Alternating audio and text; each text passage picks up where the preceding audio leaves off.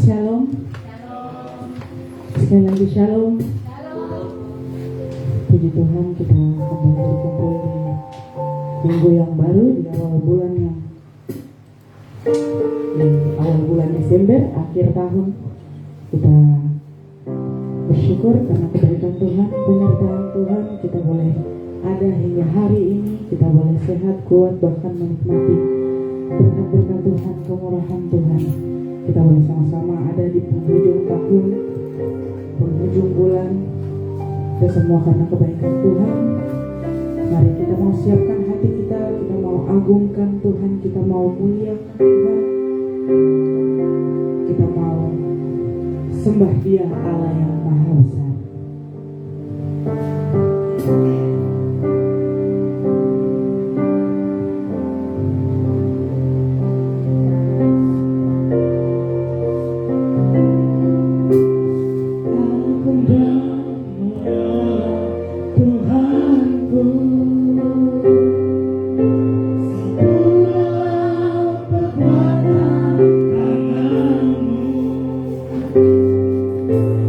Berkuasa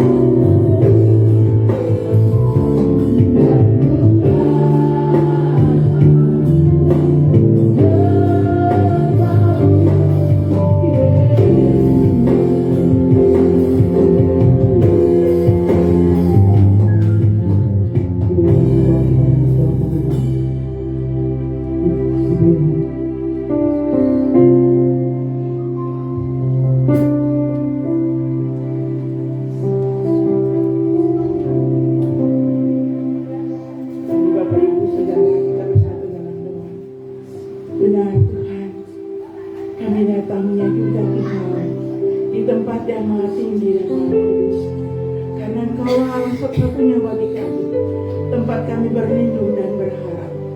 Kami bersyukur dan berterima kasih buat pagi hari ini.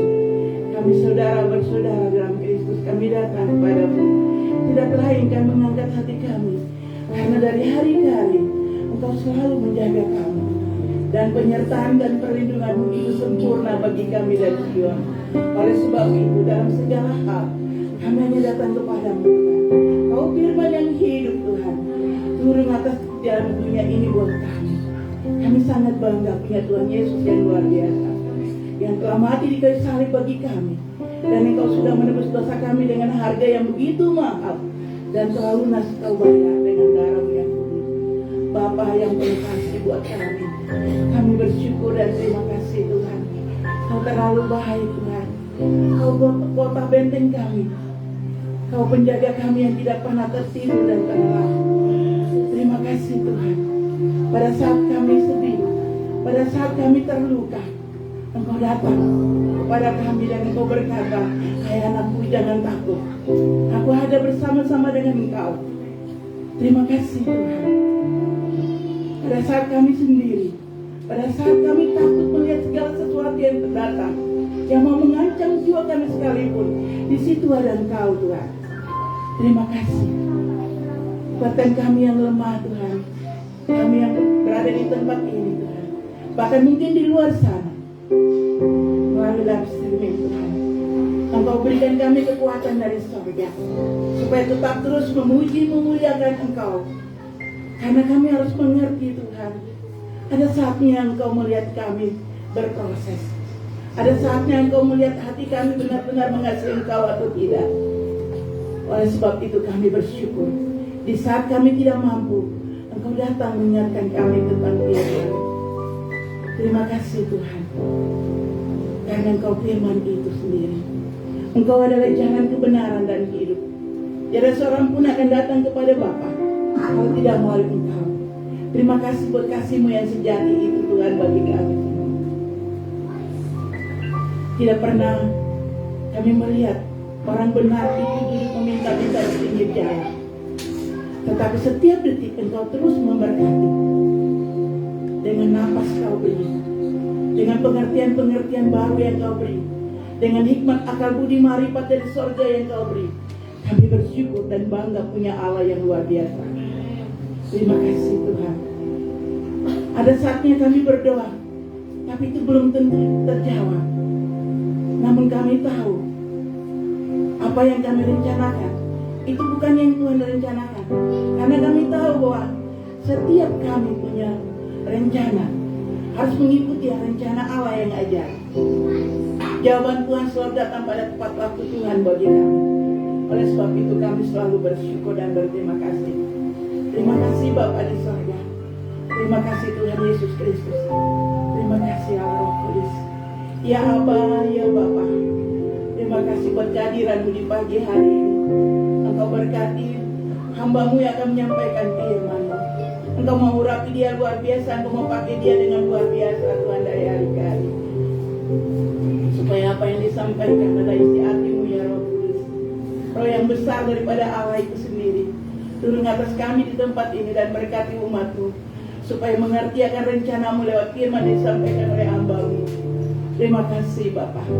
Dan meteraikan itu dalam bawah hati kami, supaya tirai memimpin kami setiap kami tidak berai.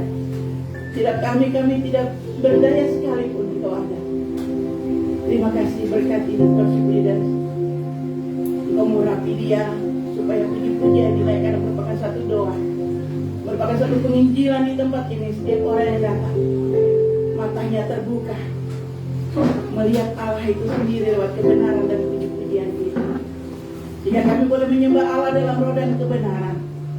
Terima kasih, bebaskan roh kami Tuhan. Bebaskan roh kami Tuhan untuk menyembah Engkau. Terima kasih Bapa. Terima kasih Tuhan Yesus. Berkati juga pemain musik. Berkati jemaat-Mu yang akan mendengarkan firman-Mu di tempat ini. Berkati persiapan fokus dengan sungguh-sungguh Tuhan. Terima kasih.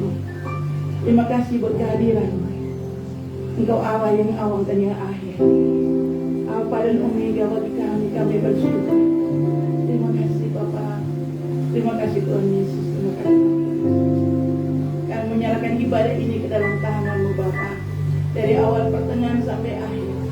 Boleh jadi dalam nama Bapa, Anak dan Roh Kudus.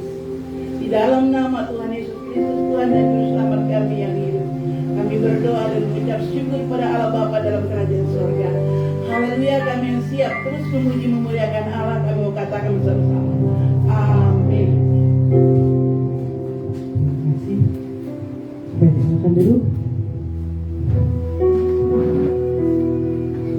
Sebelum kita mau memuji Tuhan, mari kita mau aminkan pujian kita dengan firman Tuhan pada Roma 8 ayat 37.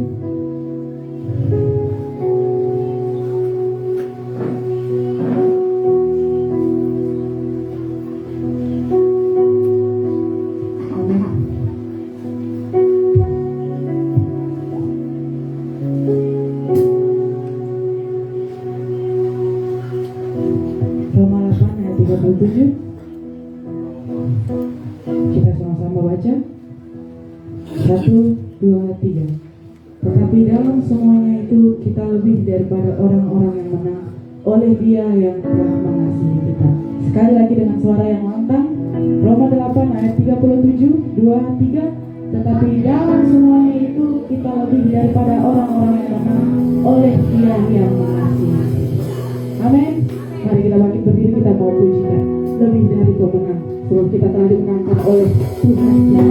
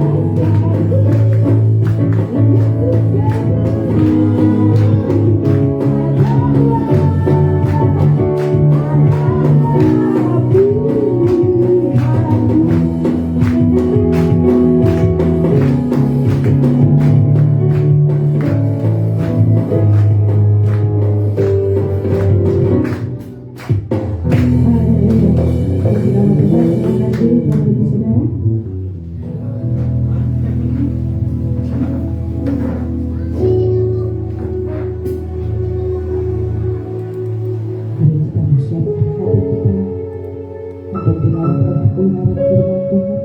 Dan lebih khusus perjalanan tulisan dari Bapak Ibu.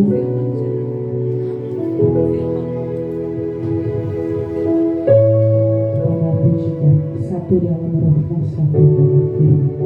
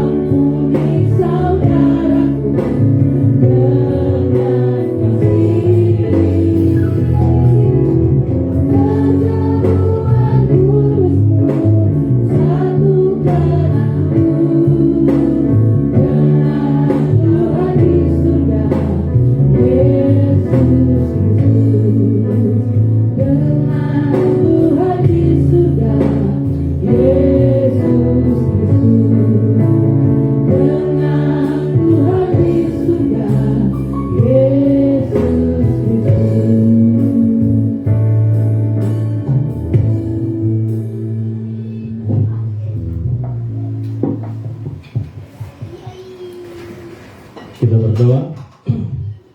Tuhan, terima kasih untuk setiap kasih dan anugerah Tuhan buat kehidupan kami. Saat ini kami siap untuk mendengarkan kebenaran firman Tuhan. Kiranya Tuhan Kau berbicara buat kami, agar setiap kami sungguh-sungguh mengerti apa yang Tuhan mau kami lakukan dalam kehidupan kami sehari-hari. Urapi hamba-Mu untuk boleh menyampaikan setiap kebenaran firman Tuhan di pagi hari ini. Di dalam nama Tuhan Yesus kami sudah berdoa dan mengucap syukur. Mari semua sama-sama katakan amin. Ya, shalom. Coba berikan senyum dulu buat samping kiri, samping kanan, sambil katakan Tuhan Yesus mengasihimu. Ya, puji Tuhan, kita sudah ada di bulan yang terakhir. Sangat-sangat tidak terasa waktu begitu cepat berlalu, dan kita sudah ada di tanggal 3 di bulan yang Desember, saudara. Dan tentunya setiap bulan kita ada di tema yang baru, dan tema tahun kita adalah pemulihan. Dan kita akan belajar di bulan Desember tentang pemulihan. Saya percaya bahwa Tuhan akan pulihkan kita di dalam setiap kehidupan kita. Saudara, kalau kita bicara pemulihan, tentu ada sebuah pertanyaan atau ada sebuah hal yang bisa next saja. Agak sedikit gangguan. Siapkan Alkitab kita dalam Ulangan pasal 30. Saudara, kalau kita berbicara mengenai pemulihan, tentu ada sesuatu yang rusak yang harus diperbaiki supaya boleh mengalami yang namanya pemulihan. Karena tanpa sesuatu yang rusak tidak perlu ada pemulihan. Contoh, kalau ada orang yang sakit, maka dia bisa dipulihkan dan dia menjadi sembuh. Tanpa ada sebuah penyakit, mana mungkin dia bisa mengalami namanya kesembuhan. Harus ada namanya sesuatu yang sakit terlebih dahulu. Dalam kehidupan kita, saudara, ingat bahwa ada sesuatu yang sudah rusak sebelumnya, next, dan itu semua terjadi karena yang namanya dosa. Kalau kita lihat dalam Kejadian pasal yang ketiga, saudara, kita menemukan di sana bahwa sebelumnya ada sebuah hubungan yang begitu erat antara manusia dengan Tuhan, antara manusia dengan sesamanya, bahkan antara manusia dengan alam sekitarnya. Itu hubungannya begitu luar biasa. Bahkan digambarkan dalam firman Tuhan bagaimana Tuhan berbicara langsung, bercakap-cakap langsung dengan manusia. Itu menggambarkan kehidupan yang begitu erat, hubungan yang begitu luar biasa. Bahkan manusia bisa berdampingan dengan alam. Ketika Tuhan menempatkan mereka di sebuah taman, itu Taman Eden. Tapi saudara, akibat dari yang namanya dosa, maka hubungan itu menjadi rusak. Yang dulunya hubungan dengan Tuhan itu baik, tapi karena dosa akhirnya manusia menjadi malu. Akhirnya mereka harus bersembunyi dari hadapan Tuhan. Dan saudara, berapa banyak di antara kita yang suka bersembunyi di hadapan Tuhan, padahal Tuhan senantiasa membuka tangannya menanti kehadiran kita. Seperti perumpamaan anak yang hilang. Sebagai seorang bapa, Tuhan begitu merindukan kehadiran anak-anaknya. Tetapi ada sebuah perasaan tertuduh. Ingat, iblis itu pekerjaannya adalah mengintimidasi, menuduh. Kok tidak pantas? Kok sudah bikin dosa terlalu banyak? Ngapain kau datang ke gereja? Ngapain kau datang beribadah? Akhirnya saudara, hubungan itu menjadi rusak. Dan berapa banyak orang yang bersembunyi dengan kehidupan dunia ini. Mereka bersembunyi dari Tuhan dengan cara apa? Meninggalkan persekutuan ibadah. Mereka bersembunyi dengan pekerjaan mereka, seolah-olah sibuk sampai tidak punya waktu lagi untuk bersekutu dengan Tuhan. Mereka sibuk menyembunyikan diri dengan yang namanya miras. Apalagi saudara, itu sudah bulan Berber, sudah banyak orang yang sudah tumbang di kiri kanan saudara. Kenapa? Karena miras. Mereka bersembunyi ketika punya masalah, bukan datang kepada Tuhan, tapi mereka bersembunyi di balik minuman keras. Mereka berpikir dengan miras itu bisa menyelesaikan sebuah masalah. Mereka berpikir ketika ada sebuah masalah, pergi ke teman dengan hal-hal yang bebas itu menyelesaikan masalah. Bagi saudara, bahwa hubungan itu menjadi rusak. Bahkan hubungan dengan sesama pun juga rusak. Awalnya Adam dan Hawa itu kan ya saling mengasihi, saling mencintai. Tetapi ketika dosa itu masuk, apa yang terjadi? Mereka mulai saling menyalahkan. Ketika Tuhan bertanya kepada Hawa, kenapa kau makan buah ini? Ini gara-gara, bukan. Adam, kenapa kau makan ini? Ini gara-gara Hawa yang kau tempatkan di sampingku. Tuhan tanya sama Hawa, kenapa kau makan? Gara-gara ular ini. Semua saling menyalahkan. Dan saudara, jujur dalam kehidupan kita, kalau setiap kita punya seni yang namanya seni mempertahankan diri. Jadi bukan hanya namanya binatang, saudara, setiap makhluk hidup punya kemampuan untuk saling melindungi dirinya masing-masing. Cecak, dia mencoba memutuskan ekornya untuk mempertahankan dirinya.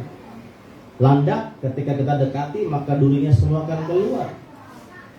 Bunglon, dia mencoba menyamai sesuatu yang dia menempel di atasnya, itu bunglon. Dan manusia dengan sesamanya saling mempertahankan dirinya, menganggap bahwa dirinya masing-masing yang paling benar. Mereka berdiri dari kacamatanya masing-masing. Itu semua akibat dosa. Berapa banyak rumah tangga yang saling menyalahkan. Suami bilang ini salahnya istri, istri bilang ini salahnya suami, anak-anak bilang ini salahnya orang tua. Bahkan orang tua bilang ini gara-gara bapak dan mama saya harus alami seperti ini. Di tengah-tengah pekerjaan ini gara-gara teman saya, gara-gara bos saya, gara-gara mungkin pelanggan dan lain sebagainya. Setiap kita saling menyalahkan satu dengan yang lainnya. Hubungan itu menjadi rusak. Dan untuk itulah itu perlu yang namanya pemulihan. Coba lihat sebelah, apakah hubunganmu rusak dengan sebelah? Saudara, ternyata bukan hanya hubungan dengan Tuhan yang rusak, hubungan dengan sesama yang rusak, hubungan dengan alam juga menjadi rusak karena dosa. Ingat, pada waktu sebelum dosa itu muncul, Allah memberikan hasil yang terbaik buat Adam dan Hawa. Tetapi ketika Adam dan Hawa berbuat dosa, apa yang terjadi? Tuhan mengutuk tanah sehingga tanah tidak menghasilkan yang paling baik seperti sebelumnya. Sehingga manusia harus berkeringat terlebih dahulu untuk menghasilkan sesuatu. Itu akibat hubungan yang rusak. Bukankah saudara, ketika kita menjadi pribadi yang rusak, akhirnya kita juga tidak bersahabat dengan Allah? Orang membuang sampah dengan luar biasa gampangnya. Kalau saudara pergi ke pasar lama habis hujan, apa yang terlihat di sana? Sampah. Ada banyak mutiara yang keluar dari sampah-sampah, saudara. Dari got-got, saudara. Itu sampah penuh. Sentaan itu, saudara, kalau habis hujan itu sampah itu keluar dari semua got-got. Apa yang terjadi? Karena manusia tidak bisa bersahabat dengan alam karena hubungan yang rusak itu, akhirnya alam juga marah. Makin tidak heran kita boleh mengalami bencana banjir tahun 2019. Itu yang parah. Tapi akan ada banyak potensi yang terjadi. Karena apa? Karena kerusakan alam. Sekarang saudara, setiap hari itu rata-rata suhu itu di antara 32 sampai 34 Celcius setiap hari. Itu suhunya. Tapi kalau kita perhatikan lagi di handphone, ada yang bagian terakhir terasa seperti 40 Celcius. Itu baru terasa, belum sungguh-sungguh 40, saudara. Bayangkan kalau seandainya suhu sampai ke 40. Dan saya yakin dan percaya bahwa suhu itu semakin lama akan semakin panas. Saya tanya beberapa orang yang dulu pernah tinggal di Wamena, saudara. Dulu Wamena itu sangat dingin. Dulu dingin sekali. Sekarang dinginnya masih ada, tapi sudah tidak sedingin yang dulu lagi. Kenapa? Karena pemanasan global.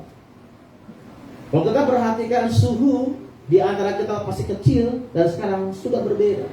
Dan semakin hari namanya suhu makin hari makin panas, saudara. Kenapa itu terjadi? Karena hubungan yang rusak tadi. Bagaimana manusia tidak bersikap baik kepada alam ini. Mereka menebang pohon dengan sesuka hatinya.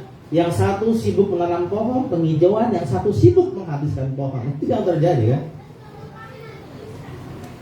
Yang satu sibuk bagaimana membersihkan lingkungan. Ada namanya di IG itu Pandawa, saudara. Itu beberapa anak muda yang senang dengan membersihkan sesuatu yang kotor. Ada sungai yang kotor, got yang kotor. Mereka semua berusaha membersihkan tempat itu. Memang bersih, saudara. Tapi beberapa hari kemudian ada orang-orang yang hobinya mengotori tempat itu lagi. Itulah sesuatu yang terjadi karena hubungan yang rusak. Dan untuk itulah, saudara, perlu yang namanya sebuah pemulihan. Amin. Bilang sebelah kata, perlu dipulihkan. Next. Kita baca sama-sama 1, 2, 3. Apa yang harus dilakukan agar setiap kita mengalami suatu pemulihan? Saudara, ini pertanyaannya. Dengan begitu banyak kerusakan-kerusakan hubungan antara kita dengan Tuhan, kita dengan sesama, dan kita dengan alam semesta ini, lalu apa yang perlu dilakukan supaya hubungan itu menjadi rusak, menjadi baik kembali?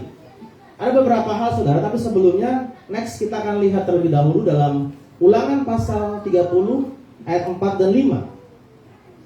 Kita akan melihat dulu, saudara, apa dampaknya ketika kita dipulihkan. Apa dampaknya ketika setiap kita mengalami pemulihan. Dikatakan di sana 1, 2, 3. Sekalipun orang-orang yang terhalau daripadamu ada di ujung langit, dari sana pun Tuhan Allahmu akan mengumpulkan engkau kembali, dan dari sana pun Ia akan mengambil engkau. Tuhan Allahmu akan membawa engkau masuk ke negeri yang sudah dimiliki nenek moyangmu, dan engkau pun akan memilikinya pula. Ia akan berbuat baik kepadamu dan membuat engkau banyak melebihi nenek moyangmu. Saudara, ini sebuah janji yang akan dinikmati oleh kita ketika kita sungguh-sungguh mengalami sebuah pemulihan. Dalam pasal 28 itu dijelaskan mengenai berkat dan kutuk. Kalau kita memilih berkat, apa yang harus kita lakukan? Kalau kita melakukan sesuatu ini, dampaknya adalah kutuk. Dan di pasal 30, saudara, itu dijelaskan kembali tentang kehidupan dan kematian dan keadaan yang pulih setelah pertobatan. Dan setiap kita, ketika kita sungguh-sungguh mengalami sebuah pertobatan dan kita mengalami sebuah pemulihan, saudara, maka ada berkat Tuhan yang luar biasa. Perhatikan teks yang warna merah di sana. Yang pertama, saudara, bahwa Tuhan akan mengumpulkan kembali bangsa Israel. Saudara ingat bahwa bangsa Israel terserak, terpecah-pecah, tersebar kemana saja, saudara, ke seluruh dunia. Tetapi janji itu ketika mereka mengalami sebuah pemulihan, maka Tuhan akan mengumpulkan kembali mereka. Karena disitulah nanti Tuhan akan datang kali kedua di atas awan-awan, saudara. Tetapi saudara perhatikan di sana, sekalipun orang-orang yang terhalau daripadamu ada di ujung langit, artinya ada sebuah usaha yang luar biasa. Bagaimana Tuhan begitu rindu, meskipun engkau begitu jauh terserak, engkau begitu hancur hidupmu, Tuhan akan memulihkan keadaanmu. Apapun keadaanmu, sekalipun engkau di mana saja, Tuhan akan memulihkan kehidupan kita ketika kita sungguh-sungguh mengalami pemulihan. Dan saudara, Tuhan berjanji bahwa setiap kita akan masuk ke negeri yang Tuhan janjikan. Amin. Ke negeri yang Tuhan janjikan, yang berlimpah susu dan madunya. Susu dan madu itu berbicara mengenai berkat Tuhan. Saudara, kalau di hari ini kan kita nggak ada susu, nggak ada madu, itu harus pergi beli gitu kan, di pasar atau di toko tuh. Tapi itu menggambarkan bahwa kehidupan di mana kita mencapai sebuah titik kemaksimalan dalam kehidupan kita. Ketika engkau ada di tempat pekerjaanmu sebagai seorang pegawai, maka engkau akan maksimal sebagai seorang pegawai. Ketika engkau menjadi seorang pendidik, maka engkau akan maksimal menjadi seorang pendidik. Ketika engkau menjadi seorang bos, maka engkau akan maksimal sebagai bos. Apapun yang kita lakukan, Tuhan akan membawa kita masuk ke sebuah negeri yang dijanjikan atau sebuah kemaksimalan dalam kehidupan kita. Amin. Yang berikutnya adalah Ia akan berbuat baik, bahkan melebihi nenek moyang kita. Saudara, kalau kita melihat di firman Tuhan, ada begitu banyak perbuatan baik yang Tuhan kerjakan buat orang-orang Israel. Dan ketika kita dipulihkan, kita akan mengalami perbuatan baik dari Tuhan, bahkan lebih lagi daripada pengalaman nenek moyang kita. Amin, saudara. Dan sudah siap dipulihkan? Saudara, kalau kita nggak siap dipulihkan, rugi, saudara. Kenapa, saudara? Karena kita buang-buang waktu setiap hari Minggu datang ke gereja. Dan saya percaya ini waktunya untuk kita mengalami yang namanya pemulihan. Next. Sekali lagi, nanti terakhir saja ini. Next. Oke. Ada dua hal, saudara. Ini next. Tadi kembali. Sekali lagi. Oke. Ada dua hal sudah kita perlu perhatikan supaya setiap kita boleh mengalami yang namanya pemulihan. Yang pertama, katakan sama-sama, berbalik kepada Tuhan. Perhatikan ayat yang kedua daripada Ulangan pasal 30 tadi. Ulangan 30 ayat yang kedua. Kita akan baca bersama-sama. 1, 2, 3. Dan apabila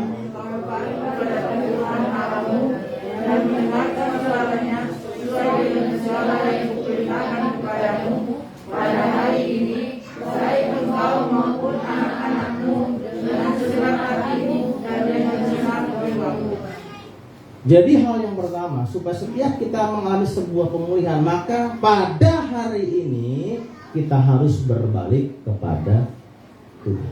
Katakan sama-sama, berbalik kepada Tuhan. Saudara, sangat jelas di sini bilang bahwa pada hari ini. Seringkali ketika kita mau berbalik atau kita bertobat kepada Tuhan, kita sering bilang gini, aduh Tuhan, ini yang terakhir kali sudah. Apalagi Desember, saudara, kadang-kadang orang begini, nah ini yang terakhir saya minum ya. Besok tahun baru saya tidak akan pernah minum lagi. Ini yang terakhir, saudara. Atau mungkin ketika kita mungkin bikin sesuatu yang jahat, saudara, aduh ini yang terakhir kali sudah. Biasanya kalau orang yang mau diet, saudara, dia tidak boleh makan ini lagi, begitu saudara, maka dia akan mengambil sebuah kesempatan, ini yang terakhir kali saya akan menikmati yang namanya mungkin makan daging gitu. Karena besok saya tidak akan menikmati lagi. Saya mau puaskan dulu, makan daging dulu, karena besok saya sudah tidak makan daging lagi. Oh, saya mau berhenti bermain game. Saya akan puaskan dulu di hari ini. Main dari pagi sampai malam sampai pagi, ini yang terakhir. Habis kuotanya habis, saya tidak akan main lagi. Saya akan benar-benar tinggalkan game. Oh, saya akan berhenti dengan hobi saya. Ini yang terakhir kali. Saudara, sering kali kita berkata ini yang terakhir kali. Kita tunda dulu. Tetapi yang namanya berbalik kepada Tuhan itu tidak bisa ditunda. Karena apa? Tuhan bilang di dalam firman Tuhan ini, dan apabila engkau berbalik kepada Tuhan Allahmu dan mendengarkan suaranya sesuai dengan segala yang kuperintahkan kepadamu pada hari ini. Ya, saudara, sekali lagi, inilah kesempatan buat kita untuk berbalik kepada Tuhan. Kalau mungkin selama ini kita fokus kepada sesuatu yang lain, di mana fokus kita di depan kita bukan Tuhan, maka kita mesti berbalik dan meninggalkan sesuatu yang bukan Tuhan, yang mengganggu konsentrasi kita. Kita berbalik dan kita datang kepada Tuhan. Kalau dulu yang kita kerjakan adalah sesuatu yang dosa, sesuatu yang tidak berkenan kepada Tuhan, sesuatu yang melanggar apa yang Tuhan mau, kita mesti berbalik dan kita harus menyenangkan hati Tuhan. Kalau dulu sebagai seorang ibu-ibu kita mulai mengutamakan suami kita, seperti mentuhankan suami kita, maka kita harus berbalik, harus mentuhankan Tuhan. Baru yang kedua, baru suami kita atau pasangan kita. Tidak bisa pasangan yang nomor pertama, karena yang pertama adalah Tuhan. Kita harus mengutamakan Tuhan dulu. Ada sesuatu yang membuat kita tidak mengutamakan Tuhan, kita harus berbalik mengutamakan Tuhan. Next. Saudara, ego yang membuat suatu hubungan menjadi rusak dan kita semakin jauh dari hadapan Tuhan. Ingat baik-baik, ego lah yang membuat hubungan itu menjadi rusak. Coba next, kakak. Di depan saya punya prinsip kehidupan, saudara, yang namanya segitiga. Yang di bawah ini adalah kita, di sini orang lain, dan di atas adalah Tuhan. Yang ini adalah jurang keegoisan. Setiap kita mempunyai namanya keegoisan. Saya yakin setiap orang pasti mau yang didengar adalah pendapatnya.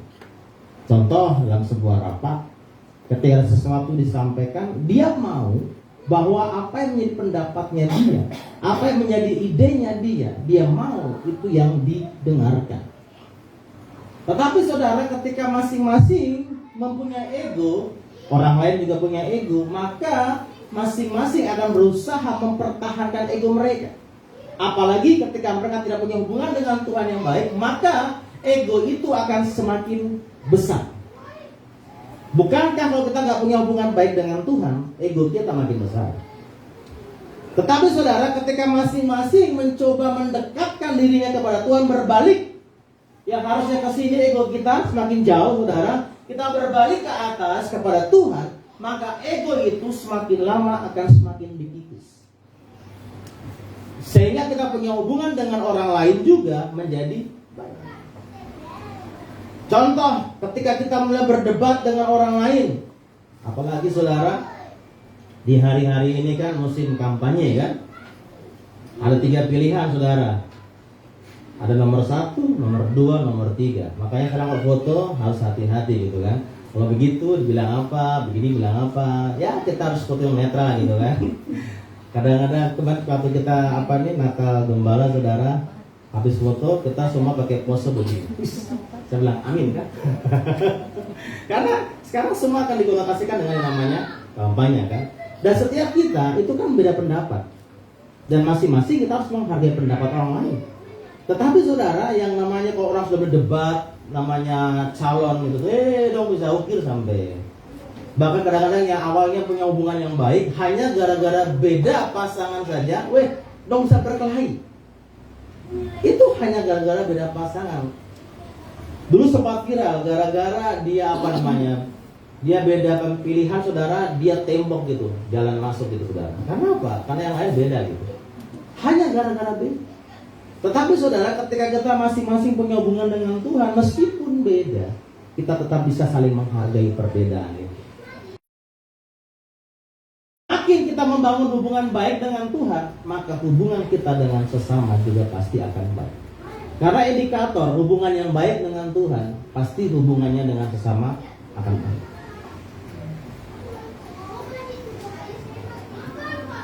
Bagi yang berkeluarga, ini adalah suami, ini adalah istri.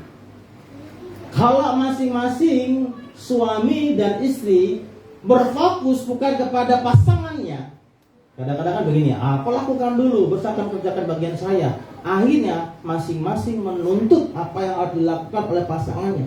Tapi ketika masing-masing mencoba memfokuskan Tuhan, berbalik kepada Tuhan, bukan kepada masalahnya, maka yang namanya jurang keegoisan itu akan yang namanya dikikis. Saudara, saya dengan istri saya begitu banyak perbedaan dalam kehidupan kami, karena kami dibesarkan dengan pola asuh yang berbeda. Contoh saja, ulang tahun saja. Dalam keluarga kami tidak pernah dirayakan namanya ulang tahun. Saya masih ingat, dalam hidup saya cuma 1 kali saya dirayakan ulang tahunnya sama mama saya waktu saya masih kecil. Dan akhirnya membentuk sebuah pengalaman dan sebuah prinsip bahwa semua hari sama. Mau hari Natal kah? Mau ulang tahun kah? Makanya saudara, saya sangat susah untuk tahu detail setiap hari atau tanggal-tanggal penting dalam kehidupan saya. Bahkan saya lupa tanggal berapa saya bertobat. Saya lupa kapan saya masuk jadi mahasiswa teologi. Saya lupa kapan saya dibaptis. Banyak yang saya lupa. Tapi intinya saya tahu. Tapi tanggal-tanggal yang saya lupa semua. Karena bagi saya nggak penting. Karena saya punya pengalaman bahwa tidak ada hari yang penting dirayakan dalam keluarga saya. Tetapi saudara, di tengah-tengah pernikahan saya berjumpa dengan seorang istri yang luar biasa, yang semua peristiwa harus dirayakan. Natal dirayakan, kemudian ulang tahun dirayakan, hari pernikahan dirayakan, semua dirayakan. Kadang-kadang saudara, kalau saya punya ego, saya berkata sama dia, oke, begini sudah beradil. Tahun ini Natal dirayakan, tahun depan sebagian jangan dirayakan. Kan masing-masing punya ego saudara. Saya bisa dong mempertahankan saya punya ego. Kan biar adil kan? Kalau tahun ini dirayakan, maka tahun depan kan dirayakan, kan adil. Masing-masing terjawab, dia punya solusinya. Tetapi saudara, ketika kami mencoba membangun hubungan dengan Tuhan, maka yang namanya keegoisan itu masih ada, tapi mulai terkikis. Tetapi saudara, ketika kami tidak membangun hubungan dengan Tuhan baik, kami nggak bangun hubungan dengan Tuhan yang luar biasa, saudara, perang dunia pun terjadi di rumah tangga kami. Tetapi ketika kami masing-masing membangun hubungan intim dengan Tuhan, fokus dengan Tuhan, masih ada percekcokan, masih ada. Tetapi tensinya, kata-katanya nggak sedalam ketika kami nggak membangun hubungan dengan Tuhan. Anak-anak, orang tua. Kalau orang tua saudara tidak membangun hubungan intim dengan Tuhan, oh saudara yang ada, anak-anak akan kepahitan dengan orang tuanya. Karena bagi anak-anak bapaknya adalah otoriter, mamanya otoriter gitu kan. Semuanya itu salah di mata bapaknya. Satu kali saudara, ada rumah tangga, mereka lagi makan di rumah, jadi mereka duduk di kursi dan ada meja di situ. Kemudian ada satu gelas susu ditaruh di situ saudara. Tiba-tiba anaknya nggak sengaja senggol itu gelas dan akhirnya jatuh. Wih, bapak marah. Oh, mata taruh di mana? Semua takut saudara. Tapi saudara, kemudian anak sakit hati dan beberapa hari kemudian dalam sebuah momen yang hampir sama, semua duduk di meja itu saudara, dan ada gelas yang sama ditaruh di tempat yang sama. Dan tanpa sengaja sekarang giliran bapak yang senggol gelas itu pecah. Semua orang terdiam saudara. Dong bingung kira-kira bapak bicara apa. Dia bilang gini, siapa yang taruh gelas ini di sini? Itulah bapak tidak pernah salah. Ada dua peraturan. Pertama, bapak tidak pernah salah, atau orang tua tidak pernah salah. Yang kedua, kalau orang tua salah, kembali kepada peraturan pertama, bahwa orang tua tidak pernah salah. Kau tidak tahu kalau bapak, mama yang cari uang, kau dengar saja. Pernah kita mendengar suara hati anak-anak? Apa yang dong mau? Saudara ingat baik-baik bahwa kita dibesarkan dalam dunia yang berbeda. Kita sering bilang gini, kau tidak tahu kan di zaman bapak itu, bapak jalan kaki. Yes. Kenapa jalan kaki? Karena memang ada motor saudara. Kalau ada motor nggak mungkin jalan kaki kan? Nggak ada mobil. Dulu tuh bapak itu jalan kaki di sekolah itu nih enak sekali naik motor ya. Siapa sulah di zaman dahulu kan? Karena kita lahir di zaman yang berbeda. Dulu nggak ada motor dan mobil, sekarang semua ada saudara. Dari mana kita belajar untuk menghargai anak-anak juga? Makanya saudara, kita harus punya hubungan yang baik dengan Tuhan. Kalau orang tua nggak punya hubungan baik dengan Tuhan, saudara, oh kasihan anak-anak hidup dalam pemerintahan Pontius Pilatus. Tetapi saudara, sebaliknya, kalau anak-anak nggak punya hubungan dengan Tuhan, meskipun bapaknya sudah baik, anak-anak pemberontak yang lain. Makanya itu semua satu keterikatan antara pihak kita dan pihak yang lain, antara suami dan istri, antara orang tua dan anak.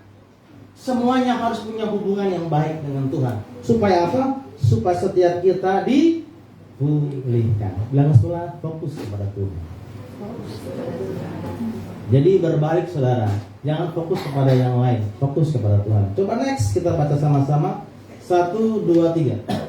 Semakin kita mendekat kepada Tuhan, maka semakin kecil ego dan semakin besar kehendak Tuhan, dan semakin kecil potensi konflik yang akan muncul. Sekali lagi saudara, ego masih ada, tetapi lebih sedikit, lebih kecil, tidak berkuasa lagi atas kehidupan kita. Ketika kita makin dekat dengan Tuhan, maka potensi konflik dengan lingkungan, konflik dengan teman, konflik dengan bos, konflik dengan anak buah, konflik dengan rekan kerja, itu akan sendirinya mengecil. Tapi semakin tidak ada hubungan dengan Tuhan, percayalah, dimanapun saudara berada, yang ada hanya konflik, dan konflik. Begitu, mari kita belajar. Kalau mau pulih, yang pertama berbalik kepada Tuhan. Amin. Yang kedua, next. Kita baca sama-sama 1, 2, 3. Totalitas dengan Tuhan. Saudara, untuk kita mau pulih dengan Tuhan, tidak bisa yang namanya setengah-setengah. Kalau mau pulih ya sekalian pulih, jangan setengah-setengah. Kalau saudara punya penyakit, mau nggak pulihnya setengah-setengah? Tidak mau toh? Contoh, kita punya luka, habis naik motor gaya-gaya Rossi saudara, dan apa yang terjadi, kita terjatuh dan tak cukur tangan kita. Ya mungkin panjang begitu saudara. Kemudian dipulihkan, tapi hanya sebagian yang sembuh, sebagian yang sakit. Mau begitu? Atau mau pulih semua? Mau pulih semua. Tidak ada orang yang mau pulih setengah-setengah. Tapi prakteknya banyak yang setengah-setengah. Kita baca dulu firman Tuhan ini.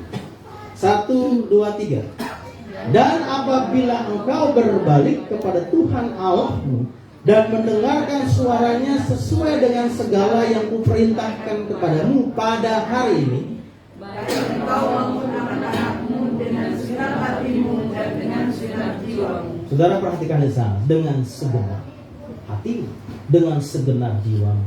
Itu menggambarkan bahwa kalau kita mau pulih, mau bertobat, mau berbalik kepada Tuhan, maka kita tidak bisa mengerjakannya setengah-setengah. Harus totalitas, segenap hati kita harus kita persembahkan kepada Tuhan. Bahkan di dalam sini, baik engkau maupun anak-anakmu, kalau engkau mau dipulihkan keluargamu, bukan hanya kau sendiri, tapi harus semuanya dipulihkan. Kenapa? Kalau cuma satu yang dipulihkan, setengah mati. Dulu saya pernah kerjasama dengan sebuah lembaga NGO, saudara, yang ngurusin anak, saudara. Jadi semua yang diurusi anaknya, saya bilang begini, Bapak, betul itu baik mengurusi anak, tapi kalau kita nggak ngurusin sumbernya, sama saja. Kenapa? Karena yang bikin masalah di rumah tangga adalah sumbernya, bapaknya. Kalau yang dipulihkan anaknya saja, maka dia hanya tiap hari tinggal mengampuni, dan menyediakan hati yang besar untuk siap dilukai setiap hari karena bapaknya belum pulih. Makanya bilang mereka, kalau mau total harus pulihkan dulu kepalanya. Kalau kepalanya bagus kan yang lain tinggal mengikuti saja. Makanya saudara, di sini kalau kita mau pulih, kalau bisa seluruh rumah tangga kita juga pulih. Kalau sekarang kita masih sendiri di gereja, orang tua belum bertobat, ya ikutlah saudara. Supaya apa? Supaya mereka juga pulih, supaya enak. Jangan setengah-setengah. Kalau yang sudah pulih adalah orang tuanya, mari kita berdoa supaya anak-anak juga dipulihkan, supaya enak. Kan betapa nikmatnya, indahnya kalau kita pergi ke gereja sama-sama, bapak, mama, anak, kan enak. Bahkan kalau bisa melayani sama-sama kan enak. Kadang-kadang jujur ketika ada lagu-lagu di gereja yang ya kadang-kadang membuat hati sedih. Ya mari yang datang dengan keluarganya berpegangan tangan bersama keluarga. Mana saya punya bapak, di mana saya punya istri sendiri, itu juga tidak enak, saudara. Makanya kita belajar kalau mau pulih harus pulih total semua. Ada banyak orang yang hanya ya sebagian saja untuk dia dengan Tuhan. Ya yang penting saya permisi itu. Yang penting ya saya sudah tinggalkan dosa yang ini jangan. Ini masih enak. Saudara, kalau saudara pernah ikut SPK, belajar dengan Yesus penguasa tunggal, bahwa satu bagian dosa yang engkau tidak serahkan sama Tuhan, maka satu bagian dosa itulah yang akan menghancurkan kehidupan saudara. Bukankah Kain hancur hanya karena dia tidak total dengan Tuhan? Ketika Tuhan yang kepada dia, Kain, dosa sudah mengintip di depan pintu. Karena dia cemburu dengan adiknya diterima persembahannya, apa yang terjadi? Dia bunuh adiknya. Hanya dia nggak total dengan Tuhan. Saudara, kalau kita mau dengan Tuhan, kita harus serahkan seluruh kehidupan kita, pikiran kita buat Tuhan. Makanya kalau ke gereja, pastikan semua kelar di rumah sana. Karena ada orang yang tipe yang sangat terganggu ketika ada sesuatu yang belum kelar di rumah. Ada orang yang masalah atau begitu. Saya waktu dulu bukan di sini, gerejanya masih di Padang Bulan, saudara. Saya nggak penting mau rumah mau hancur, yang penting itu pergi ke gereja dulu. Nanti pulang baru kita menyimpan. Jangan sampai kita terganggu. Tapi ada orang yang begitu, saudara. Dia harus pastikan rumahnya bersih dulu baru dia pergi ke gereja. Makanya saudara, tubuhnya di gereja, tapi pikirannya tempat lain. Apalagi ibu-ibu, saudara, minggu pagi jemur pakaian, toh tiba-tiba tuh di gereja bunyi hujan. Nah, itu kita yakin pikiran hilang. Aduh, bagaimana masak pakaian? Aduh, jangan basah lagi gitu ya. Kenapa? Karena pikirannya di tempat lain. Satu kali punya teman hamba Tuhan, saudara, ini zaman Persipura masih hebat-hebatnya gitu kan. Seringkali Persipura main itu di jam-jam ibadah. Apa yang dilakukan, saudara? Dong rubah jam ibadah supaya dong bisa nonton Persipura dulu. Kenapa? Kalau ada orang pas ibadah Persipura main, oh sudah, lo terganggu gitu. Kenapa? Sambil mereka dengar firman Tuhan, tetap ada yang pakai headset satu di sini sambil dengar radio, dengar hasilnya berapa kosong. Kenapa? Karena nggak fokus, kan? Kalau kita dengan Tuhan, pikiran kita, hati kita, seluruh kehidupan kita harus sungguh-sungguh bertobat. Ada orang yang mulutnya bertobat, dulu suka maki-maki, suka minum, suka merokok, semuanya dia bertobat, tetapi tidak bertobat dengan tangannya. tangan yang suka ambil orang punya gitu kan, tangan yang suka pukul orang. Artinya mulut bertobat tapi tangan tidak bertobat. Ada orang yang bertobat, mulutnya bertobat, tangannya bertobat tapi pikirannya tidak. Kan kalau tangan, mulut itu kan kelihatan, ya toh? Kalau pikiran, perasaan, siapa yang mau lihat? Tidak ada yang bisa lihat. Hanya Tuhan bisa lihat. Dan mungkin pesulap tak bisa membaca pikiran. Tapi saudara, pada prinsipnya saudara, kita harus menyerahkan sepenuhnya kehidupan kita. Kalau bertobat, bertobat sungguh-sungguh. Kalau jahat, dengan jangan setengah-setengah juga. Rugi. Kalau mau baik, baik sungguh-sungguh. Kalau mau pulih, pulih sungguh-sungguh. Tapi kalau mau jahat, jahat sekalian sudah. Jangan setengah-setengah. Jangan seperti firman Tuhan dalam Wahyu, tidak dingin, tidak panas. Apa yang terjadi? Tuhan murka. Jangan sulah. Kok dispenser itu atau kok? Jangan dispenser. Kadang panas, kadang dingin. Harus senantiasa. Kalau dingin, dingin. Panas, panas. Kalau mau dengan Tuhan, dengan Tuhan. Kalau tidak. Jangan setengah-setengah kehidupan kita ada Tuhan, tidak mau setengah-setengah. Nah, Tuhan juga jijik dengan setengah-setengah. Dia memuntahkan kita. Nah, saya berdoa saudara, setiap kita boleh mengalami pemulihan yang total. Next. 1, 2, 3. Setengah-setengah dengan Tuhan hanya akan membawa pemulihan yang sementara, yang riskan untuk hancur kembali. Saudara, berapa banyak orang yang sepertinya dia sungguh-sungguh dengan Tuhan, dipulihkan sungguh-sungguh dengan Tuhan, tapi berapa lama kemudian dia jatuh lagi. Kenapa? Karena dia nggak sungguh-sungguh dengan Tuhan. Kalau kau setengah-setengah dengan Tuhan, kau akan pulih. Tapi pemulihanmu itu sifatnya sementara saja. 1 bulan, 2 bulan bertahan, tapi ada potensi kau akan kembali dan hancur untuk lebih dalam. Kami sudah berpengalaman di SPK, saudara. Ada berapa banyak yang sudah kami wisudahkan. Waktu kami masih di Aleta sudah ada 1000 lebih yang kami wisudahkan.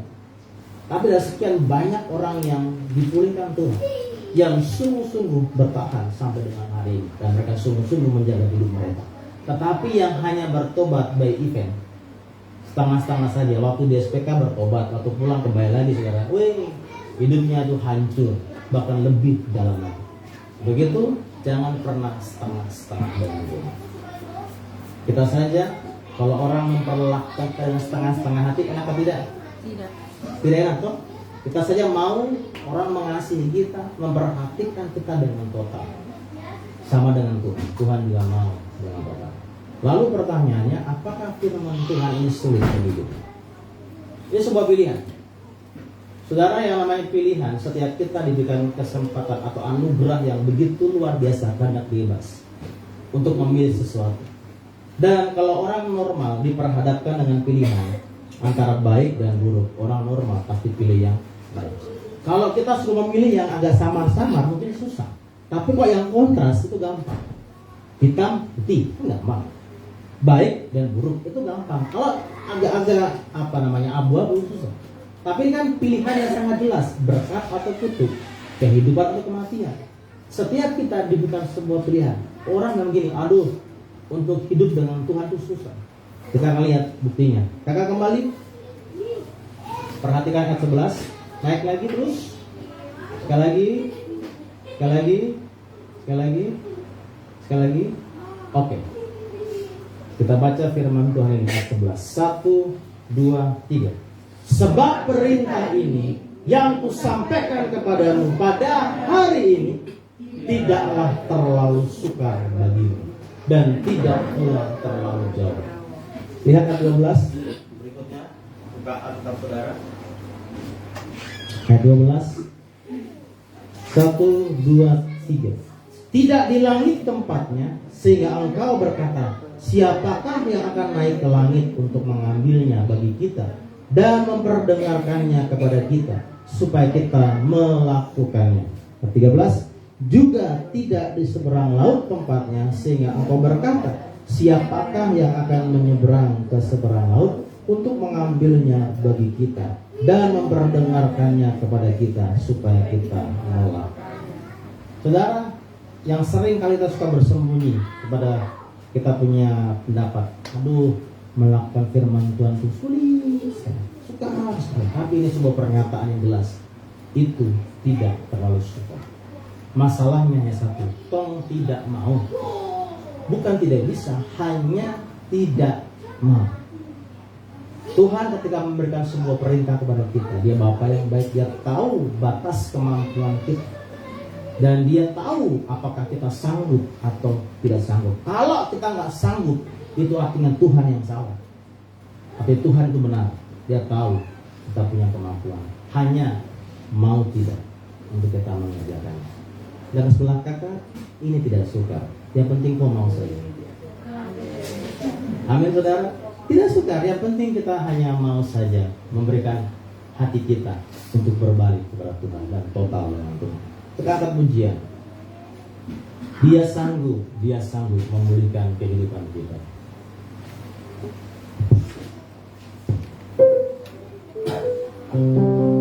Dia sanggup, amin. Yesus sanggup melakukan perkara yang besar. Dia sanggup, Yesus sanggup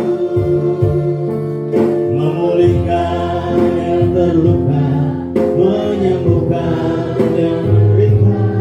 Dia sanggup memulihkan hidup. Dia sanggup, Dia sanggup, Yesus sanggup, amin, melakukan perkara yang besar. Dia sanggup, Yesus sanggup memulihkan yang terluka, menyembuhkan. Dia sanggup memulihkan. Tuhan, inilah waktunya Kau harus memulihkan kehidupan. Bagi setiap kita yang rindu untuk mengalami sebuah pemulihan, Engkau boleh angkat tanganmu ke atas. Rasakan berdoa buat saudara, supaya setiap saudara dipulihkan, baik secara pribadimu dengan Tuhan, baik hubunganmu dengan sesamamu, orang tuamu, pasangan hidupmu, bahkan rekan kerjamu, bahkan dengan alam, dengan pekerjaan, dengan usaha. Ketika kita sungguh-sungguh berbalik kepada Tuhan dengan totalitas, percaya kehidupan kita akan dipulihkan. Tuhan, Kau melihat setiap tangan-tangan yang terangkat. Kau melihat betapa rindu hati mereka untuk boleh mengalami pemulihan. Dan kami percaya ketika kami sungguh-sungguh berbalik dengan total kepada Tuhan, maka kami boleh mengalami yang namanya pemulihan yang daripada Tuhan. Terima kasih Tuhan Yesus untuk pemulihan yang Kau berikan. Kami sudah berdoa dan mengucap syukur. Haleluya. Amin. Baik saudara, kita akan masuk dalam perjamuan kudus. Bagi yang ditugaskan bisa maju ke depan.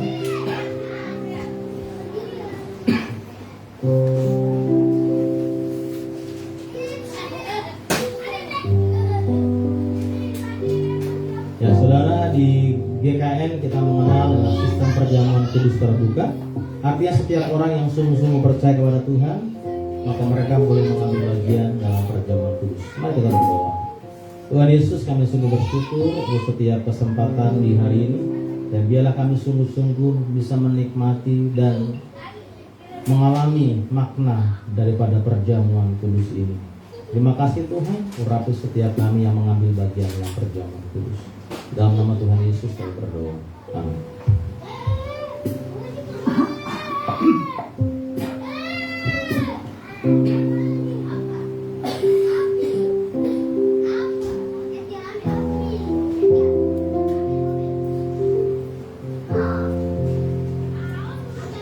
Sambil dibagikan, kita kemudian salibnya. Nanti yang sudah mendapatkannya bisa bagi berdiri.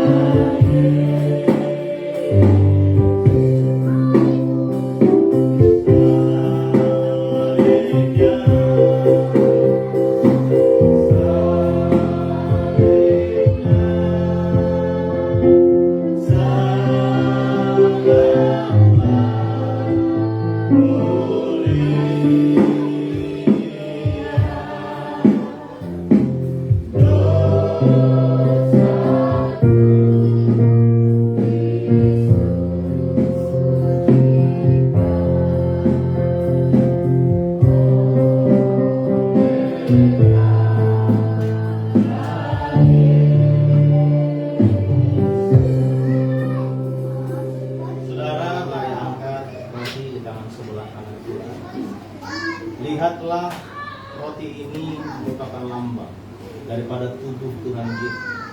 Tuhan harus datang ke dunia ini sebagai jalan supaya setiap kita bisa mengalami sebuah pemulihan. Karena Tuhanlah jalan untuk kita boleh menikmati pemulihan dengan Bapa di surga. Tapi Dia harus rela tubuhnya dihancurkan, tubuhnya diremukkan karena semua pelanggaran kita. Kemudian Dia berkata, inilah tubuh yang diserahkan bagi kamu. Perbuatlah ini menjadi peringatan akan aku. Mari silakan.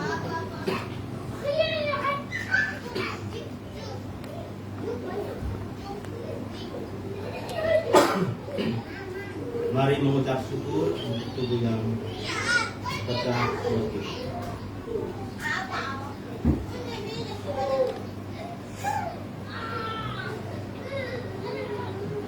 Mari kita angkat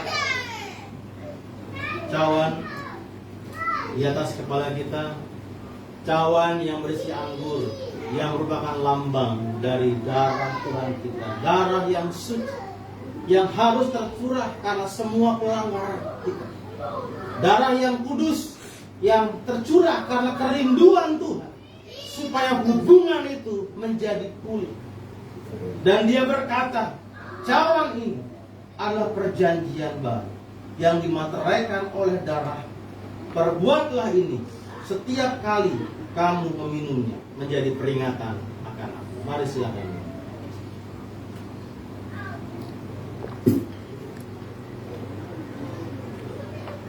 Mari mengucap syukur untuk darah yang bersih.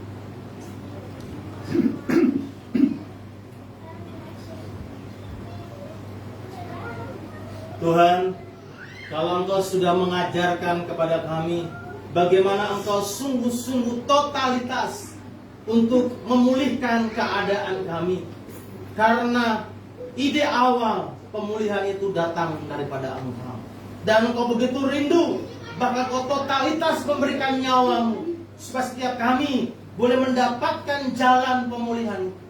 Untuk itu Tuhan, ajar kami untuk berbalik dengan total, berbalik dengan sungguh-sungguh, dan tidak setengah-setengah untuk mengasihi Tuhan dengan segenap hati kami, segenap akal budi kami, segenap kekuatan kami, bahkan segenap jiwa kami persembahkan kepada Tuhan.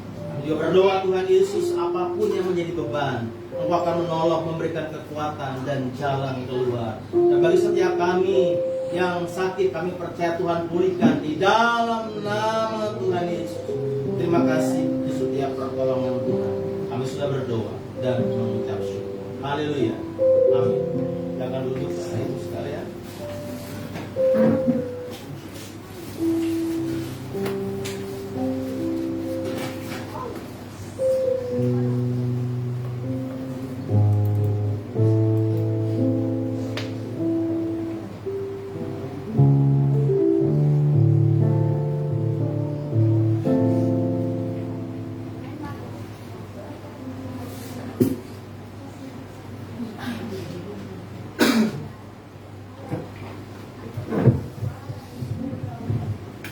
Saudara Tuhan yang diberkati, boleh lambaikan tangan.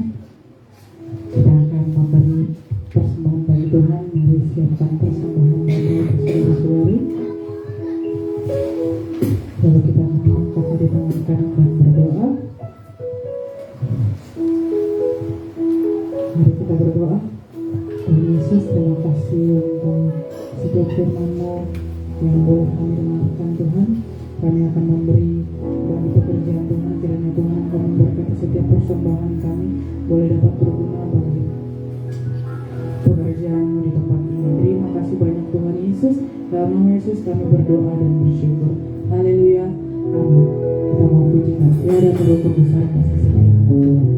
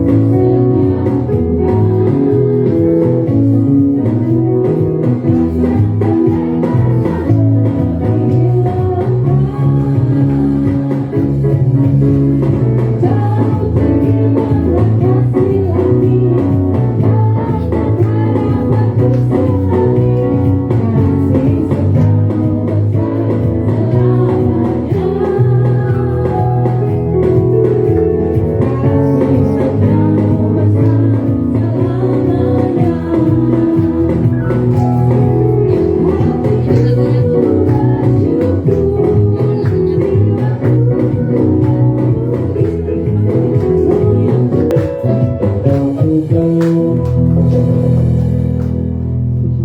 terima kasih untuk persembahan Bapak Ibu Saudara-saudari. Mari kita akan mengakhiri ibadah kita mau pujikan. Terima kasih Yesus.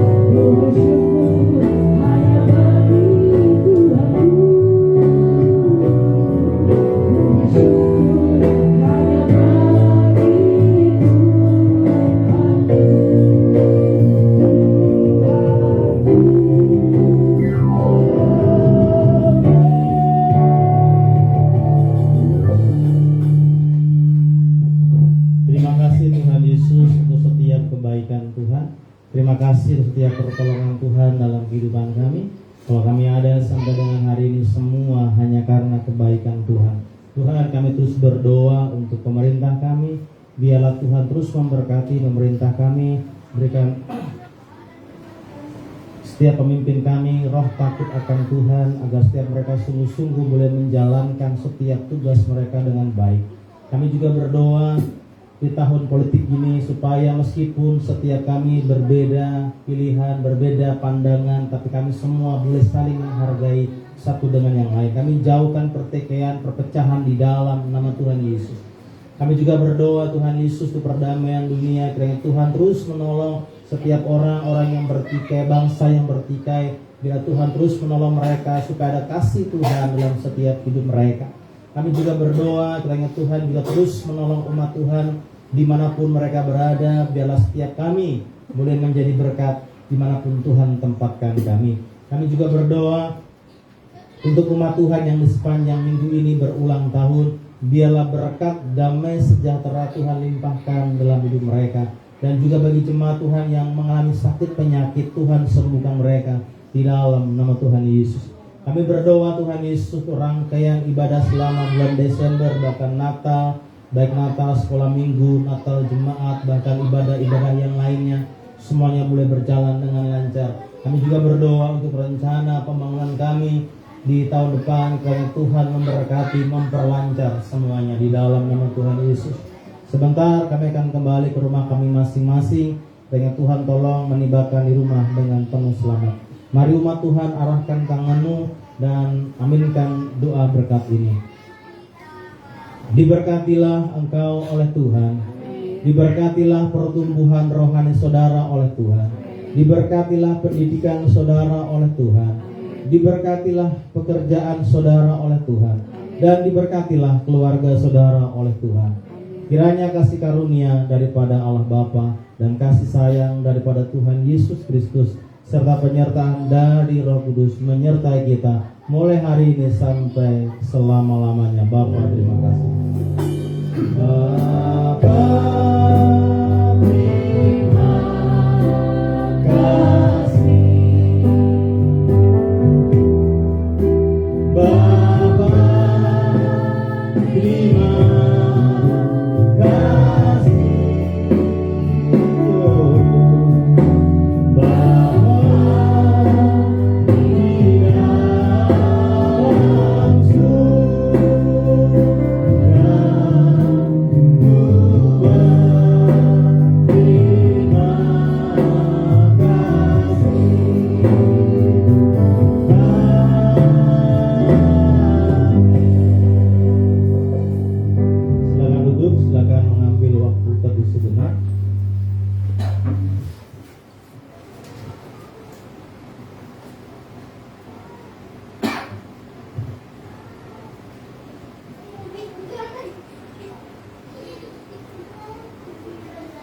Baik, kita akan masuk dalam warta jemaat kita selama sepekan.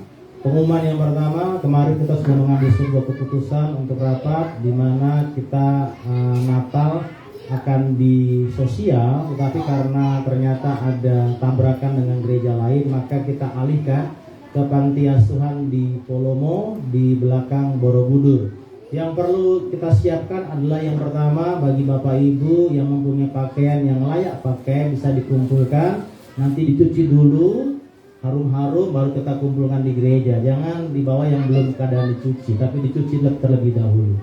Dan yang kedua, kalau punya berkat berupa sembako juga bisa bawa ke gereja, tapi juga kalau seandainya saya mau sumbang uang saja bisa juga nanti dibawa ke gereja, supaya nanti kita ke sana kita bawa makanan kotak kepada teman-teman di panti asuhan, dan juga kita akan memberikan sembako dan juga pakaian yang layak pakai. Itu kegiatan akan berlangsung di tanggal 17 Desember hari Minggu jam 4 sore, jadi tidak ada ibadah pagi. Itu yang pertama. Ibadah Natal Gereja Anak akan dilangsungkan di tanggal 19 Desember jam 3 sore, nanti bertempat di rumah Ivana, yang tempat waktu kita Natal di tahun yang lalu. Nanti di situ. Kemudian ibadah tanggal 24, tanggal 25 kita akan menggunakan lokasi gereja kita. Tetapi tanggal 31 dan tanggal 1 kita kembali ke gereja ini sebagai penutupan, perpisahan. Karena tahun depan kita sudah akan beribadah di lokasi gereja kita. Amin. Amin. Itu saja saya sampaikan. Lagi terima kasih. Tuhan Yesus memberkati. Shalom.